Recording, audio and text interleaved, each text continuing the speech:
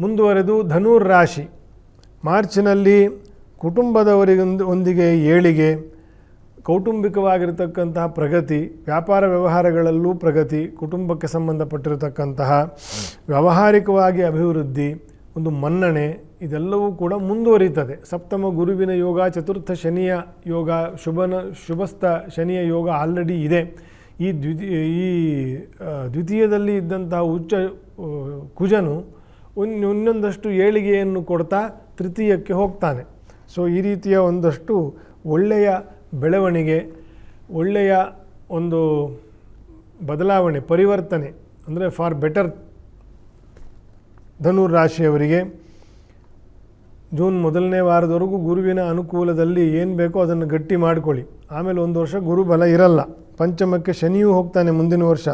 ಧನುರಾಶಿಯವರು ಈಗ ಏನು ಪುಣ್ಯ ಮಾಡ್ತೀರಿ ಅದು ಮುಂದೆ ಕಾಯ್ತದೆ.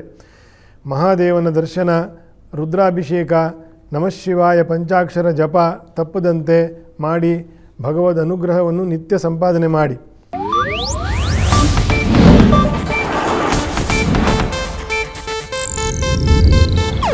ಇದು ಏಷ್ಯಾನೆಟ್ ನ್ಯೂಸ್ ನೆಟ್ವರ್ಕ್ ಪ್ರಸ್ತುತಿ.